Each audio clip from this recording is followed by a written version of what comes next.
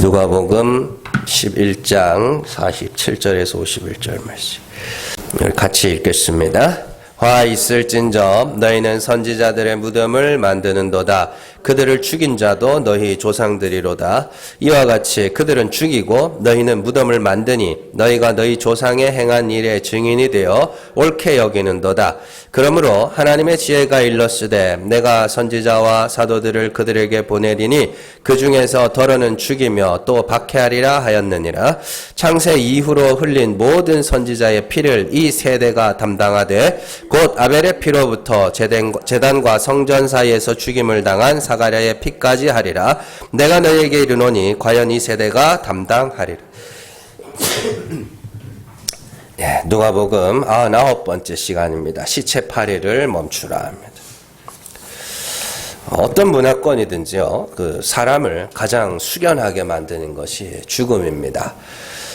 죄명을 다 살고 늙어서 죽든지, 전쟁 때문에 죽든지, 사고 때문에 죽든지, 항상 사람들은 죽음 앞에서 숙연해지고 말을 아끼는 것이 미덕이라고 그렇게 여깁니다. 그렇잖아요. 그래서 아무리 나쁜 사람이 죽었다고 하더라도 그 죽음 앞에서 우리가 에이 나쁜 놈 잘 죽었다. 가끔 있긴 하던데 그런 사람들 보고 잘한다고 하지는 않잖아요, 그죠? 아무리 그래도 이렇게 누군가가 죽으면은 말을 아끼는 것이 이제 미덕이죠. 그런데 이런 죽음을 대하는 이런 사람들이 이런 태도를 이용하는 사람들이 있습니다. 사람들이 죽음 앞에서 함부로 말하지 않는다는 점을 악용하여서 타인의 죽음으로 자기의 이익을 도모하는 자들이 있죠. 근데 이제 그런 거야 많지만 그 중에서도 특별히 사람들이 개인적으로 국가적인 차원이 아니라 개인적으로 봤을 때 정말 조심해야 되는 것이 그런 죽음을 통해서 자신의 도덕적 우월감을 표시하는 사람들이 있습니다. 다른 사람의 죽음이 어떻게 하면 내게 유익이 될까 싶지만 사실 타인의 죽음을 애도하는 모습을 보여주면 사람들은 그 사람을 정의로운 사람 혹은 경건하고 거룩한 사람이라고 생각합니다. 현실적인 관점에서 좀 현실적으로 봤을 때 나와 관계없는 사람, 나랑 아무 상관없는 사람의 죽음이 사실 생각보다 그렇게 슬프지는 않습니다. 예.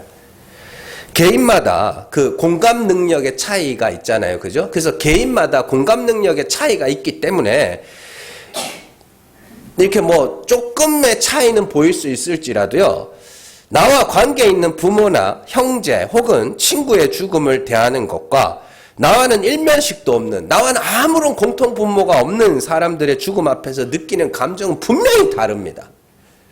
그런데요, 나와 관계없는 사람들의 죽음 앞에서 지나치게 슬퍼하는 사람들을 볼 때가 있습니다. 그러면 그게 그냥 그렇게 정상적으로 보이지는 않는 거죠. 뭔가 꿍꿍이가 있는 것처럼 보이는 것이죠.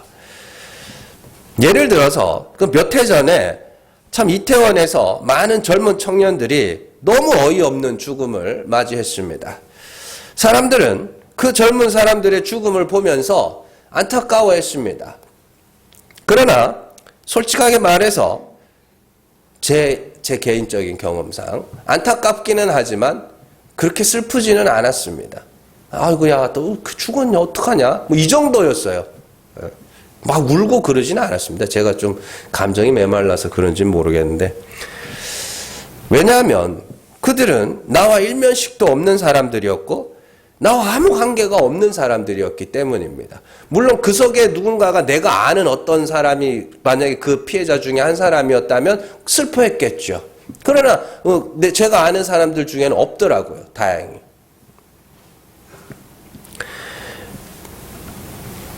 그래서 솔직하게 말해서 안타까워는 했지만 일상생활이 불가능할 정도로 슬프지는 않았습니다. 왜냐하면 아무런 관계가 없기 때문이죠. 그들의 부모나 형제나 친구들이 슬퍼하고 애도하는 것은 얼마든지 이해가 됩니다. 그런데 좀 이해가 되지 않는 부류의 사람들이 있었어요. 아무 관계도 없고 일면식도 없는 사람들이 가서 꽃을 갖다 바치고 또 막 그 포스트잇 같은 거를 막 이렇게 해가고 거기서 심지어 막 울어요. 그래서 저렇게까지 슬픈가? 뭐 그런 생각을 했거든요. 근데 사실 그 중에 적지 않은 사람들이 자신의 도덕적 우월감을 뽐내고 싶어 하는 사람들이 많이 있습니다. 생각보다 많이. 그런 사람들은 나는 다른 사람들의 죽음 앞에서 이렇게나 슬퍼할 줄 아는 인류애가 충만하며 도덕적인 사람이라는 것을 보여주고 싶은 거예요. 그 우월감을 느끼기 위해서 그들은 추모하는 곳마다 찾아갑니다. 그게 시체팔입니다. 그것도 시체팔. 물론 다른 사람들도 있지만 그게 진짜 시체팔이라고요. 애도하는 모든 사람들이 다 그렇다는 건 아닙니다. 아까 전에도 말씀드렸다시피 그 중에는 죽은 사람들의 친구도 있을 수 있고 죽은 사람들과 어떤 공통 분모를 가진 사람들도 있을 수 있습니다. 올해인가요? 작년이구나. 작년에 어느 초등학교 선생님이 이렇게 학교에서 이렇게 돌아가신 그런 사건이 있었죠. 저 집사람이 굉장히 슬퍼하더라고요. 왜요? 같은 교사니까. 그걸 공감하니까 슬퍼하더라고요. 그러나 저희 집사람이 느끼는 감정과 제가 느끼는 감정 완전히 다른 거죠. 저는 교사가 아니거든요.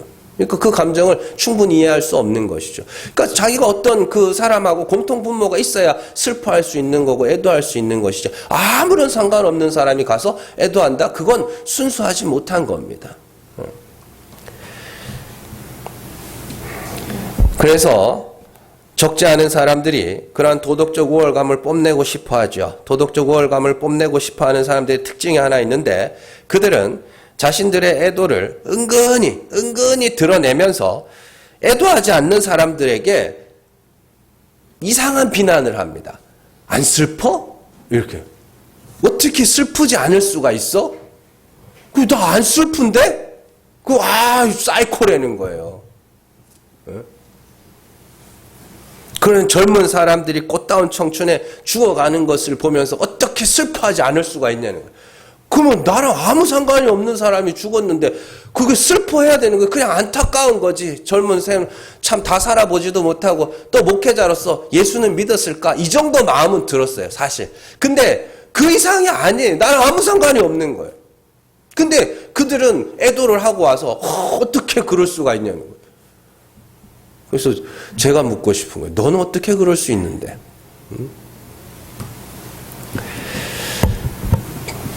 그런 사람들이 바로 타인의 죽음을 자기의 유익을 위하여 교묘하게 사용하는 사람들이죠.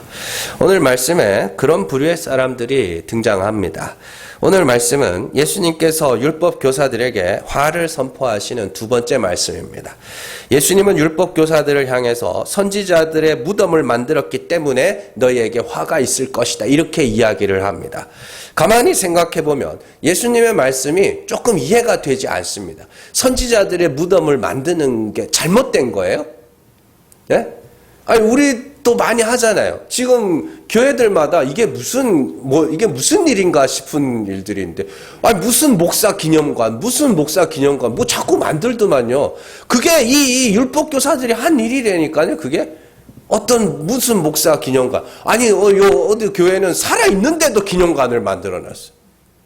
그거 도대체 어떻게 해야 되는 거예요, 그거? 응? 자, 예수님은 선지자들의 무덤을 만드는 것이 마치 나쁜 일인 것처럼 말씀하십니다. 그리고 예수님은 더 이해할 수 없는 말씀을 하시죠. 오늘 말씀을 다시 한번 잘 보세요. 거기 보시면 48절 한번 보세요. 이와 같이 그들은 죽이고 너희는 무덤을 만드니 너희가 너희 조상의 행한 일의 증인이 되어 옳게 여기는도다. 이게 무슨 말이에요? 이게 너희가 무덤을 만드는 그 일이 너희 조상들이 한 일을 옳은 일이라고 생각하는 거다, 인정하는 거다라는 그런 말이거든요. 그게 어떻게 돼요, 그게? 조상들은 선지자들을 죽였고 너희는 그 사람들의 무덤을 만들었으니까 너희는 조상들이랑 똑같은 놈들이야, 이 말인데 잘 쉽게 이해가 되지 않습니다. 오늘 그걸 한번 살펴보려고 합니다. 자, 이 말씀을 정확하게 이해하기 위해서는요, 마태복음의 병행 구절을 읽어봐야 됩니다. 마태복음 23장 29절에서 31절 말씀 같이 읽습니다. 화 있을진저 외식하는 서기관들과 바리새인들이여, 너희는 선지자들의 무덤을 만들고 의인들의 비석을 꾸미며 이르되, 만일 우리가 조상 때에 있었더라면 우리는 그들이 선지자의 피를 흘리는데 참여하지 아니하였으리라 하니, 그러면 너희가 선지자를 죽인 자의 자손임을 스스로 증명함이로다. 아멘. 그들이 무덤을 만든 이유가 뭐냐면, 무덤을 만들고 의인들의 비석을 꾸미면서 뭐라 그러냐, 우리가 그때 있었으면, 우리가 그때 살았으면 선지자들을 죽이지 않았을 텐데. 그런데 그 말이 선지자를 죽인 자들의 자손임을 증명하는 말이라고 이야기를 하는 것이죠. 우리가 성경을 읽거나, 큐티를 하거나, 말씀을 묵상하면서, 하는 그 다짐과 결단 중에 하나가 성경에 나오는 몇몇 인물들처럼 살지 말자, 요런 거죠. 그래서 예를 들어서 성경에서 가장 악한 왕으로 언급되는 왕 중에 하나가 아합 왕이죠. 아합 왕 보면서 이세벨 이야기하고 우상숭배, 우리는 아합 왕 같이 살지 말자.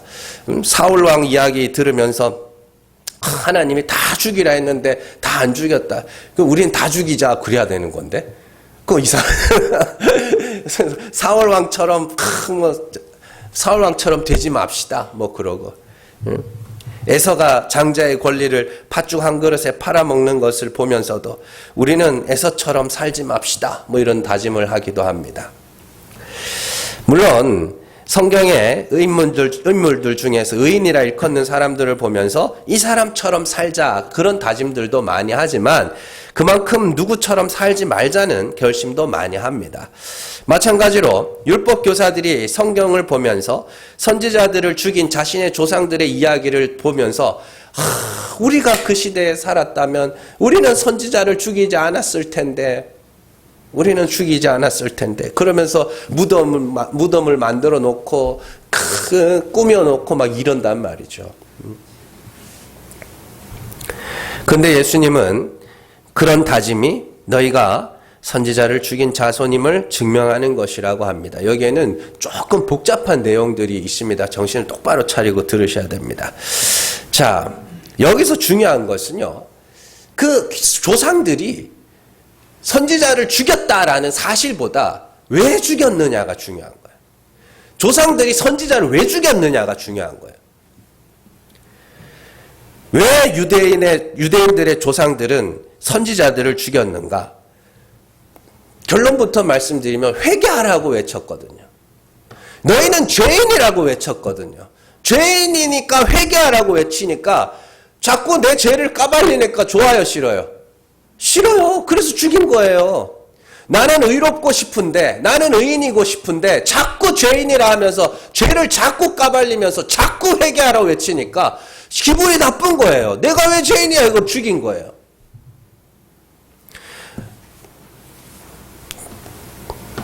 자, 유대인들의 조상들이 선지자를 죽인 이유가 나오는데, 오늘 말씀에 언급된 두 사람의 죽음을 살펴보면 조금 이해할 수가 있습니다. 자, 첫 번째로 언급되는 인물이 51절에 나오는 아벨의 피로부터 제단과 성전 사이에서 죽임을 당한 사가랴의 피까지 이렇게 돼 있죠. 그 아벨의 죽음. 아벨은 왜 죽었어요? 아벨은 형한테 죽었죠? 왜 죽었어요? 돌 맞아서 아파서 죽었겠죠. 가인이 죽인 이유가 있을 거 아닙니까? 우리가 잘 아는 바와 같이 아벨을 죽인 사람은 가인입니다. 가인이 아벨을 죽인 이유는 하나님께서 가인의 제사는 받지 않으시고 아벨의 제사만 받으셨기 때문이죠. 그런데 중요한 것은 하나님께서 왜 가인의 제사는 받지 않으셨는가 하는 것이죠. 자, 가인의 제사는 사람의 수고로 얻은 땅의 소산이었기 때문입니다. 창세기 3장 17절 말씀 같이 읽습니다. 아담에게 이르시되 너가 내 아내의 말을 듣고 내가 내게 먹지 말라 한 나무의 열매를 먹었은즉 땅은 너로 말미암아 저주를 받고 너는 내 평생에 수고하여야 그 소산을 먹으리라. 4장 3절 같이 읽습니다. 세월이 지난 후에 가인은 땅의 소산으로 제물을 삼아 여호와께 드렸고. 아멘. 3장 17절에 보면 땅의 소산을 거두는 방식이 하나 나오죠. 평생에 수고하여야 땅의 소산을 얻는 거예요. 그리고 가인은 땅의 소산으로 여호와께 제물을 드렸어요. 그러니까 정확하게 뭘 드린 거예요? 자기가 수고롭게 얻은 것, 자기가 땀 흘려 얻은 것을 내놓은 겁니다. 하나님 앞에. 그래서 가인이 정확하게 드린 것은 자기의 땀과 수고와 노력이 깃들여져서 그것으로 얻은 것, 율법의 행위를 상징하는 겁니다. 율법의 행위. 율법의 행위를 하나님 앞에 내놓으려면 어떻게 해야 돼요? 율법을 열심히 지켜야 되죠. 수고하고 무거운 짐을 지고 열심히 율법을 지켜서 뭘 해야 돼요? 그것으로 하나님 앞에 인정을 받아야 되니까 하나님 앞에 그걸 내놓은 겁니다. 내 수고의 소산, 내 노력의 소산, 그걸 내놓은 것이죠. 그런데 하나님은 그 가인의 제사를 받지 않으십니다. 그리고는 아벨의 제사를 받으십니다. 그렇다면 하나님은 왜 아벨의 제사를 받으셨는가? 아벨이 드린 제물은 양의 첫 새끼와 그 기름입니다. 창세기 4장 4절 말씀 같이 읽습니다. 아벨은 자기도 양의 첫 새끼와 그 기름으로 드렸더니 여호와께서 아벨과 그의 제물은 받으셨으나. 아멘. 사람이 고기를 먹기 시작한 때는 노아의 홍수 이후부터라고 자주 말씀드렸죠. 자, 그렇다면 그 이전에 양을 키우는 목적이 뭐예요? 옷입니다. 옷. 그죠? 그래서 그 옷은 어떻게 주어졌어요? 하나님께서 무제한 짐승을 잡아다가 그 가죽을 벗겨 옷으로 입혀주신 거죠. 그래서 하나님이 주신 그 옷을 기억하여 하나님 앞에 예배를 드리는 겁니다. 그걸 내놓는 거예요. 예수 그리스도를 상징하는 겁니다. 그래서 히브리서에 보면 가인이 더 나은 제사를 드렸다 그러죠. 예수 그리스도의 제사를 상징하는, 하나님의 의를 상징하는 겁니다. 자, 그러면 이렇게 되는 겁니다. 가인은 행위로, 자기의 행위로, 율법의 행위로 의롭다함을 받으려 하는 자들의 모형이며, 아벨은 예수 그리스도를 믿음으로 말미암아 의롭다함을 받는 자들의 모형입니다.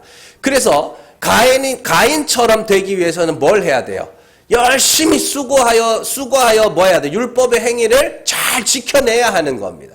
그러나 아무리 우리가 율법의 행위를 많이 쌓는다 할지라도 하나님은 그걸 단 하나도 인정하지 않으신다는 것이죠. 도리어 어떻게 해요? 예수 그리스도만 의지하는 자들을 하나님이 인정하신다, 의롭다 하신다라는 것을 보여주는 그 제사죠. 그런데 보시면은 가인이 뭐 해요? 아벨을 죽이죠. 왜요? 누가 누굴 죽인 거예요? 사실은 가인이 하나님이 앞에 있었으면 하나님 죽였을 겁니다. 자기의 수고와 자기의 행위를 인정하지 않는, 그죠? 그 하나님을 죽인 거죠, 사실은 거기서. 그래서 그 아벨이 죽는 거죠. 두 번째 언급된 인물이 사실은 구약 성경에 나오는 마지막 선지자라고 할 수 있는 사가랴입니다. 이 스가랴라는 이름으로 나오는데 사가랴입니다. 이 사가랴는 구약에서 스가랴로 번역을 되는데 그의 죽음에 대해서 성경이 뭐라 그러냐면 제단과 성전 사이에서 죽음을 당했다, 이렇게 이야기를 합니다. 자, 그렇다면 이 제단과 성전 사이에서 죽은 스가랴의 죽음을 한번 살펴볼게요. 역대하 24장 20절에서 21절 말씀입니다.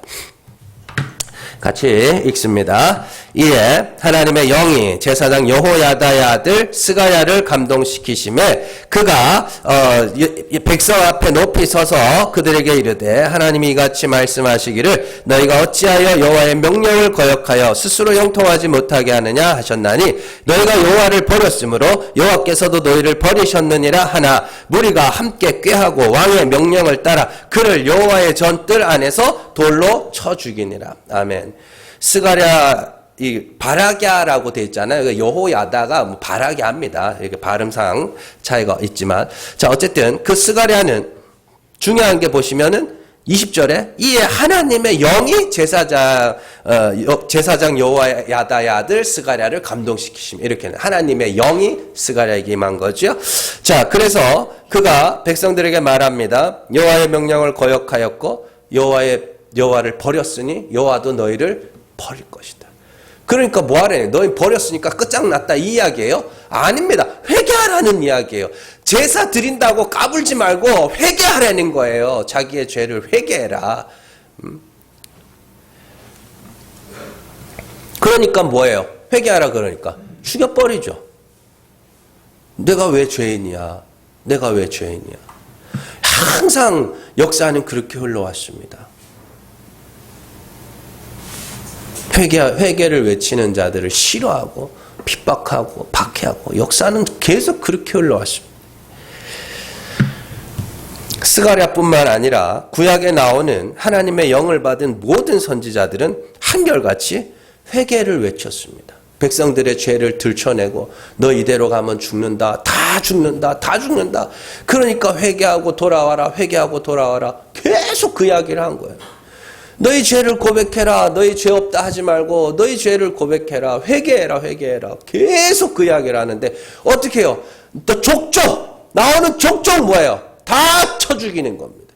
여러분들 선지자들이 대접받은 시대가 거의 없습니다. 성경에서.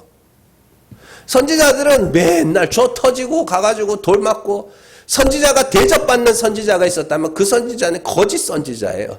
그래서 예수님께서 그렇게 말씀하시죠. 모든 사람들이 너희를 칭찬하면 너희에게 화가 있을지로다. 너희 조상들이 거짓 선지자에게 그렇게 했다고. 대접받는 선지자는 대접받고 모든 사람들에게 칭찬받고 대접받는 선지자는요. 가짜일 확률이 많이 높습니다. 많이. 선지자, 진짜 말씀을 전하는 자들은 죄를 회개시켜야 돼요. 그런데 스스로 의롭게 되고자 하는 자들에게 회개라는 것은 자기가 땀 흘려 수고한 모든 행위를 뭐 하는 거예요? 부정하는 거죠. 죄를 인정한다는 건 내가 쌓은 의가 다 뭐 한다는 거 없어지는 거 아닙니까? 부정하는 거 아닙니까? 내 부끄러움이 드러나는 것이죠. 싫은 거예요. 그렇기 때문에 스스로 의롭다함을 얻으려고 하는 선악과 따먹은 인간의 본성상 회개를 외치는 자를 죽이고 싶은 겁니다. 돌로 치는 겁니다. 그래서 하나님의 영을 받은 선지자들은 매 시대마다 일어나서 그 세대 사람들에게 회개하라고 하며 사람들의 죄를 고발하고 하나님의 긍휼을 구하라고 외칩니다. 우리가 잘 아는 선지자 중 요나 느느웨 가서 뭐 했어요? 회개하라.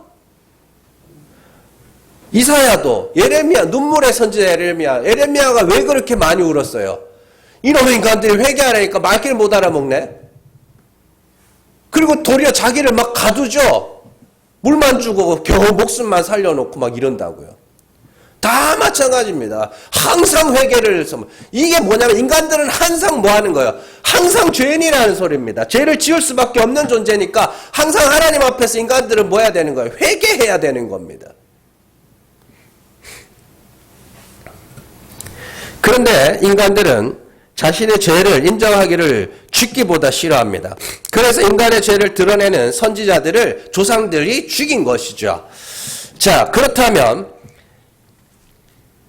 여기서 하나님의 영을 받아 백성들에게 회개를 촉구하다가 돌에 맞아 죽고 톱에 죽어가던 선지자들이 그럼 백성들에게 원하는 게 뭘까요? 회개죠. 뭐예요? 회개죠. 죽었다 살아나도 그들은 뭐 하겠어요? 죽었다 살아나도 회개하라 외치겠죠. 그런데 율법교사들은 그런 선지자들의 무덤을 만들어 놓고 우리가 그 시대를 살았더라면 우리는 선지자를 죽이지 않았을 거야. 왜? 나는 의로운 자니까. 나는 거룩한 자니까. 그렇게까지라도 해서 자기들은 의로운 사람으로 특별한 사람으로 보이고 싶은 것이죠. 그렇게까지라도 해서. 자, 그렇게도 죽은 사람을 이용해서까지라도 내가 의롭고 싶어하는 사람들이 제일 듣기 싫은 말이 뭘까요? 회개하라 합니다. 회개하라예요. 회개하라.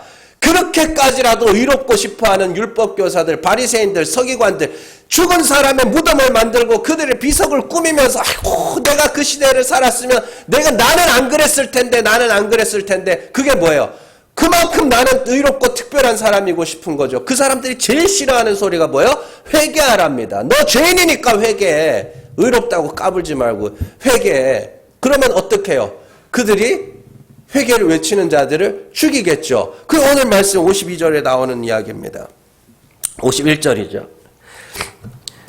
49절이구나. 49절 같이 읽습니다. 그러므로 하나님의 지혜가 일렀으되 내가 선지자와 사도들을 그들에게 보내리니 그 중에서 덜에는 죽이며 또 박해하리라 하였느니라. 아멘. 여기서 죽이고 박해하는 자들이 누구냐면 선지자들의 무덤을 만들고 그 무덤을 꾸미면서 내가 그 시대를 살았더라면 나는 안 그랬을 텐데 하는 그 자들이 진짜 선지자와 사도들을 만나면 그들이 뭐 할 거래요? 죽이고 박해할 거라.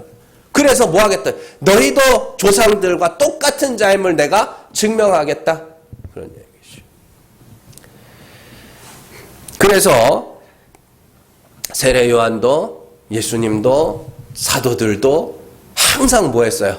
회개하라, 회개하라. 그러면 유대인들이 어떻게 했어요? 박해하고 핍박하고 공격하고 시험하고.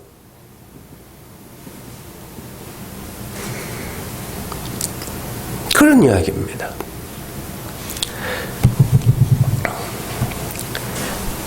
율법 아래서 자기 행위로 이롭고자 하는 자들은 어김없이 회개를 외치는 사람들을 박해해 왔습니다. 그러나 개 중에 택하신 자들은 그 말을 듣고 뭐 하는 거예요? 회개하는 겁니다. 그 택하신 자, 그들이 택하신 자들입니다. 예수가 우리의 죄를 대신하여 죽으셨다. 그러니 대신하여 죽었다는 건 뭐라는 소리예요? 내가 죽었어야 될 자라는 소리죠. 예수님이 우리를 대신하여 십자가에 오르셨다는 것은 내가 십자가에서 저주받아 죽었어야 할 자라는 것이죠. 그래서 성령이 그들에게 임하면 말씀이 복음이 증거되는 그 자리에서 회개하게 되는 겁니다. 말씀이 깨달아지고 복음이 깨달아지면 아 그런 거였구나가 아니라 회개를 하게 된다고요. 자기의 죄를. 그래서 예수님이 필요한 거군요. 그래서 십자가가 내게 필요한 거네요. 이거를 하게 된다고요. 그들이 택하신 자들에게 일어나는 일입니다. 나머지들은 다 뭐 하겠어요? 못 알아듣던가 그 말을 하는 자들을 박해하든가 둘 중에 하나입니다. 그래서 우리가 새벽 예배 때 사도행전을 계속 읽어가고 있는데 사도행전 잘 보세요. 사도 바울이나 사도 베드로를 박해한 사람들은 이방인들이 아닙니다. 로마 병정이 아니에요. 유대인들이에요. 유대인들 사도 바울을 죽이기 전까지는 내가 먹지도 않고 마시지도 않겠다고 한 결사대가 있었다니까요. 도시에서 도시를 이동하면서 바울이 여기서 따라 이동하면 바울과 같이 바울의 행적을 그대로 따라다니면서 박해하던 유대인들도 있었다니까. 전부 유대인들입니다. 말씀을 안다고 하는 자들, 스스로 이롭고자 하는 자들. 그들이 왜 사도 바울을 박해했겠어요? 왜? 뭐 때문에? 네가 뭔데 내 행위를 부정해? 네가 뭔데 내 율법 지킴을 부정해? 네가 뭔데 회개하라 그래? 네가 뭔데 내 죄를 들먹여? 요한계시록에서도 이런 말씀들을 살펴볼 수 있습니다. 계시록 11장 3절에서 4절 같이 읽습니다.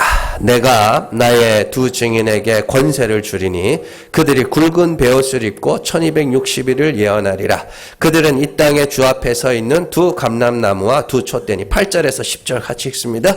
그들의 시체가 큰 성길에 있으리니 그 성은 영적으로 하면 소돔이라고도 하고 애굽이라고도 하니 곧 그들의 주께서 십자가에 못 박히신 곳이라. 백성들과 족속과 방언과 나라 중에서 사람들이 그 시체를 사흘 반 동안을 보며 무덤에 장사하지 못하게 하리로다. 이 두 선지자가 땅에 사는 자들을 괴롭게 한 고로 땅에 사는 자들이 그들의 죽음을 즐거워하고 기뻐하여 서로 예물을 보내리라 하더라. 아멘.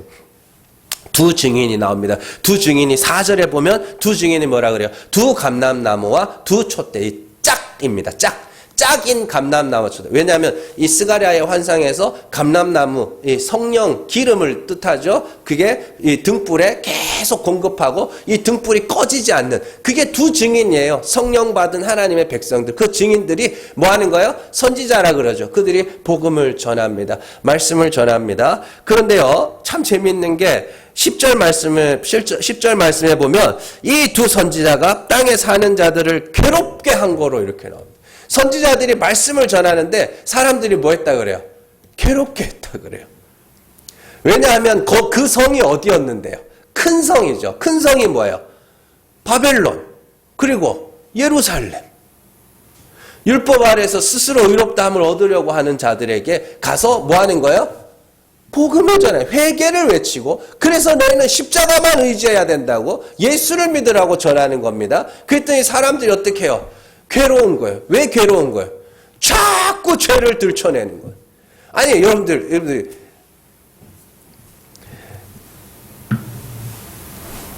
제가 참 부끄러운 과거가 되게 많습니다. 그래서 이렇게 저희 이 동네에 제 이 대학교 동기가 산다는 이야기를 들었어요. 그래서 우리 교회 나오라고 한번 해볼까? 그랬는데 제가 젊을 때 하고 다니던 걸 다 알아. 그래서 오라 소리를 못 하겠어요. 그게 뭐냐면은 사람은요 자기가 부끄러운 모습을요 볼 때마다 부끄러운 모습을 자꾸 지적한다고 생각을 해보세요. 그 좋겠어요? 안 좋다니까요. 볼 때마다 만날 때마다 지적하고 만날 때마다 너 옛날에 그랬잖아 너 그랬잖아 그러면은 그 자리 너무너무 불편하거든요 그게. 근데 선지자들이 그걸 하는 겁니다. 감추고 싶었던 죄악들을 자꾸만 들춰내는 겁니다. 감추고 싶었던 죄들을 자꾸만 들춰냅니다. 그러니까 이 두 선지자가 죽었더니 어떻게 해요? 그 큰 성 바벨론에 사는 사람들이 서로 뭐예요? 크게 기뻐하고 서로 예물을 보내. 드디어 죽었구나. 드디어 갔구나.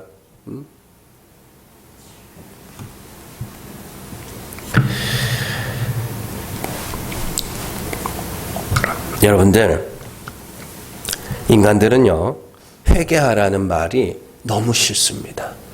너무 싫어합니다. 오죽하면요, 참, 이 기독교가 언제부터, 전 세계 유럽의 기독교가 언제부터 꺾이기 시작했냐면, 지옥이 없다고 말하면서부터 꺾이기 시작했습니다. 지옥이 없대요. 하나님은 사랑이시라 그런 사랑 많으신 하나님께서 지옥을 만드실 리가 없대요. 아니 성경에 버젓이 지옥이 있다 그러는데 왜 있는 걸 없다 그러는 거? 있는 걸 없다 그러면 그거 없어지는 거예요, 그게? 아닙니다. 지옥은 죄인들이 들어가는 지옥이 있습니다. 그리고 죄사함 받은 의인들만 들어가는 천국이 있습니다.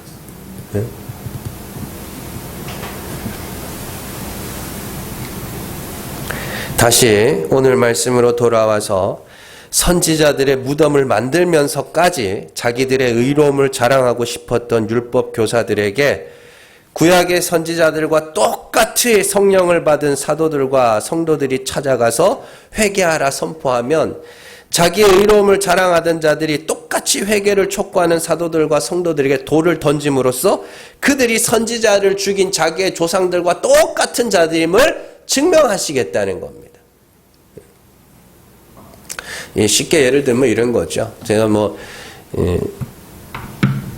벌금을 자동차 운전 이렇게 하면 이제 막 과속 카메라 요즘에 엄청 많잖아요. 그래서 벌금을 한 번도 안 내봤어요. 제가 한 번도 안 내봤어요. 그래서 누가 벌금 나오고 이러면 저 카메라 있는데 저걸 못 봐가지고 그냥 벌금을 냈다. 그러다가 이제 한 번 걸렸어요.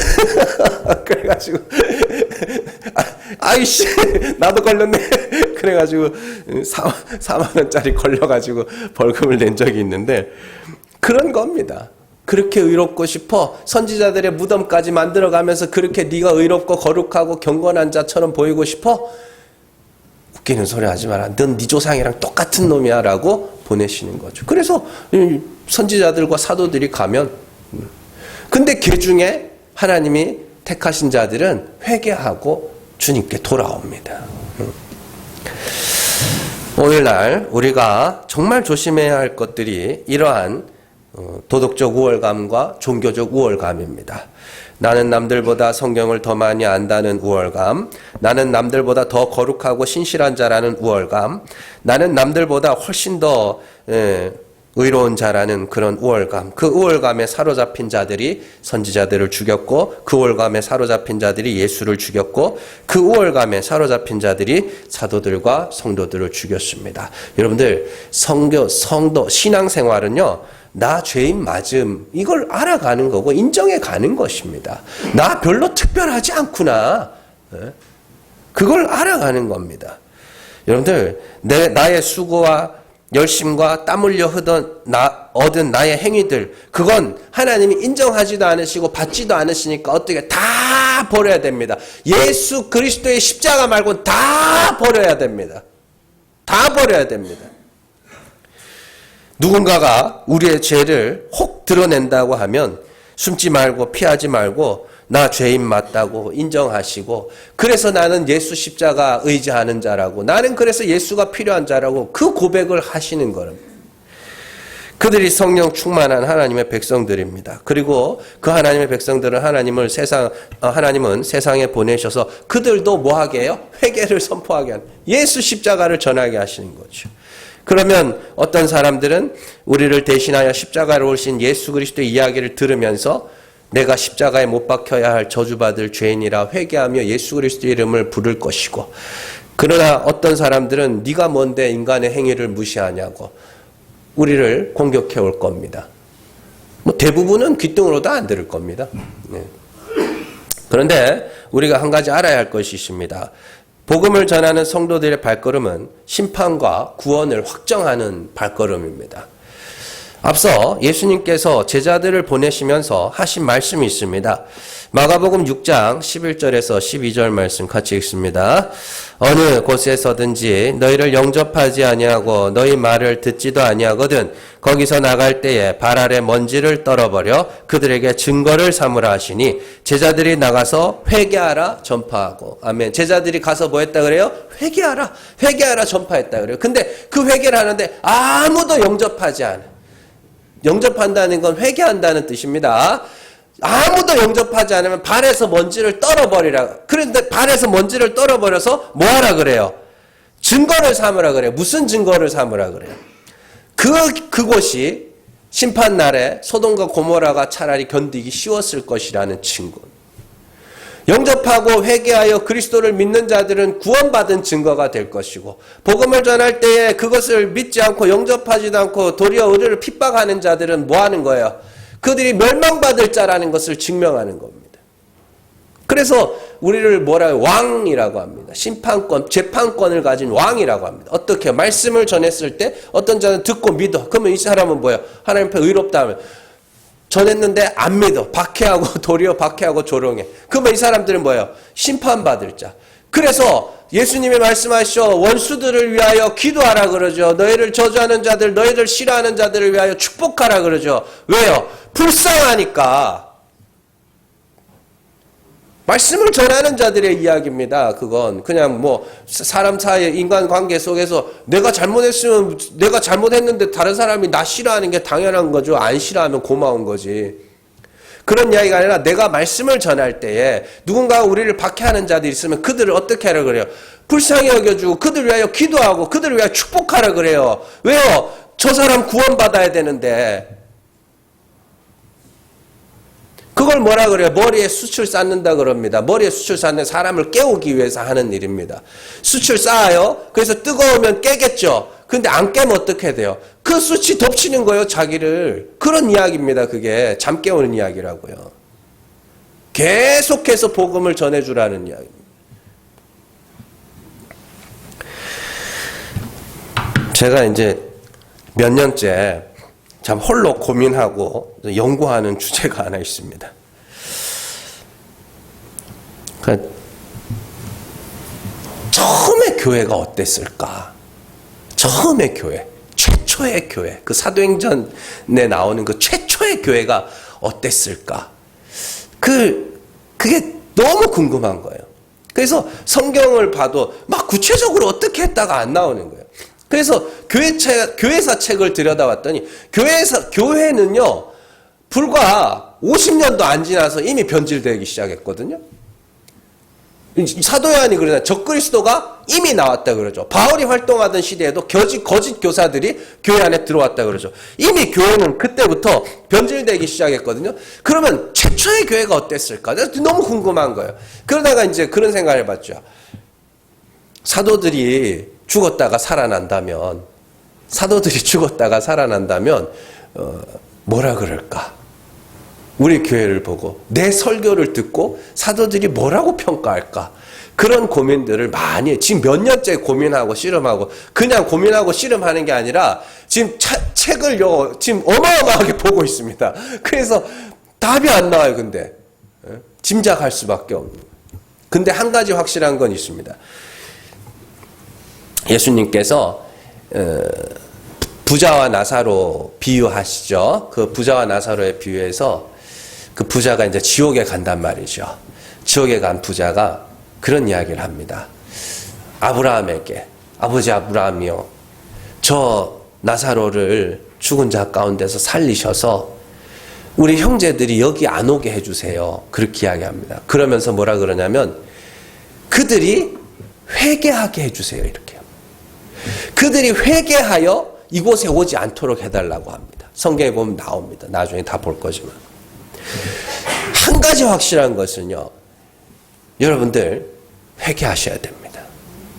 회개라는 게 그냥 죄 하나, 죄 둘 이 정도가 아니라 정말 십자가가 아니면 구원받을 수 없을 만큼의 죄인이라는 것을 여러분들이 절실하게 느끼고 깨닫고 가야 됩니다. 그러한 회개가 우리에게 있어야 됩니다. 그래서 다른 사람의 인생에 관심을 기울일 시간들이 어쩌면 없을 수도 있습니다. 나 자신이 어떤 사람이면 내가 어떤 상황에서 어떤 생각을 하고 어떤 마음으로 갖고 살아가는지를 여러분들은 절실하게 고민하고 정말로 그래서 하나님 내가 살아보니 나의 인생의 정답은 오직 예수의 십자가뿐입니다. 이 고백이 여러분들의 고백이 되셔야 되는 겁니다. 한 가지 확실한 거는 사도들이 무덤에서 일어나도 선지자들이 무덤에서 일어나도 지옥에 간 자들이 무덤에서 일어나도 한마디로 회개하라고 이야기할 겁니다. 여러분들 합리화하면서 살지 마시고 도덕적 우월감에 취해서 살지 마시고 내 죄가 내가 얼마나 큰 죄인이며 내가 얼마나 내 생각하는 것과 마음에 계획하는 것이 얼마나 더러운 것인지를 잘 보시고 정말로 하나님 나는 예수 십자가 아니면 안 되는 자입니다. 그렇게 고백할 수 있는 저 여러분들 되시기를 주님의 이름으로 축원합니다. 기도하겠습니다.